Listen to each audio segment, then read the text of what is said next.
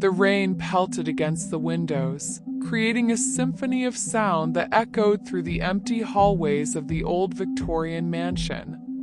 I stood at the threshold of the grand entrance, my breath misting in the cold night air. Couple who had hired me as a babysitter for the evening rushed out, their faces etched with urgency, leaving me alone in the dimly lit foyer.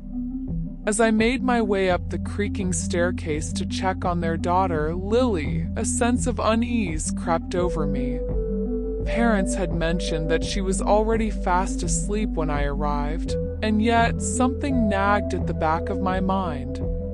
A faint flicker of laughter drifted down the hallway, sending shivers down my spine. I hesitated for a moment before gathering my courage and heading towards Lily's room. Pushing open the door, I was greeted by the sight of the young girl nestled under her blankets, her chest rising and falling in peaceful slumber. The room was bathed in a soft, ethereal glow from the nightlight, casting eerie shadows on the walls.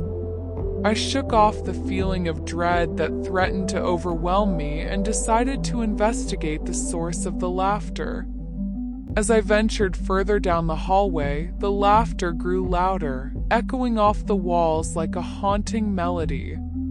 My heart pounded in my chest as I reached the end of the corridor, where a closed door stood ominously before me. With trembling hands, I turned the handle and stepped into the room beyond. What I saw there made my blood run cold.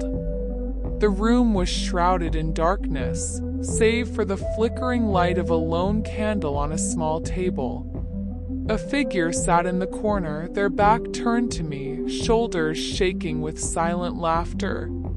I called out, my voice barely above a whisper, but the figure remained unmoved. Steeling myself, I approached the figure slowly, my heart hammering in my chest.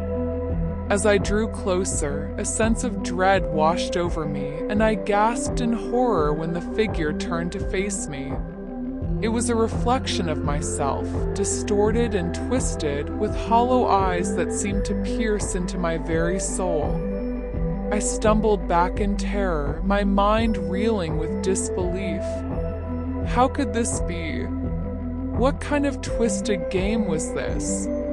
As I struggled to make sense of the surreal scene before me, a faint sound caught my attention. It was the sound of footsteps approaching from the hallway outside. In a panic, I turned to flee, but the door slammed shut with a resounding thud, trapping me in the darkness. The footsteps drew closer, accompanied by a low, guttural growl that sent chills down my spine. I pressed myself against the wall, my heart racing as the door creaked open slowly, revealing a shadowy figure standing in the doorway. "Who are you?" I demanded, my voice quivering with fear. The figure stepped into the room, their features obscured by the darkness. "We don't have a daughter," a voice whispered, sending a shiver down my spine.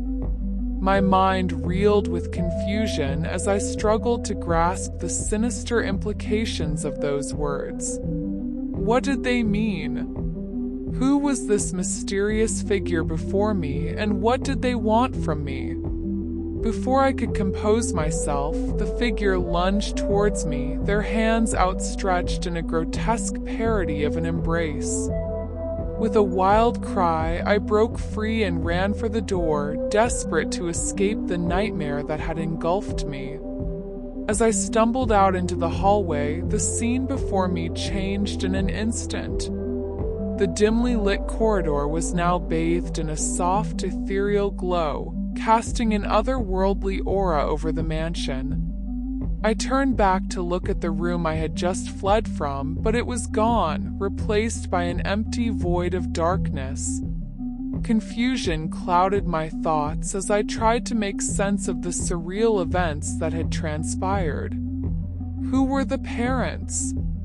Who was Lily? And why had they entrusted me to care for a daughter that didn't exist? With a sinking feeling in my chest, I realized that I had stumbled into a realm beyond my comprehension, a realm where reality was twisted and illusions reigned supreme. As I stood there, lost and alone in the shifting shadows of the mansion, a voice echoed through the darkness, chilling me to the core.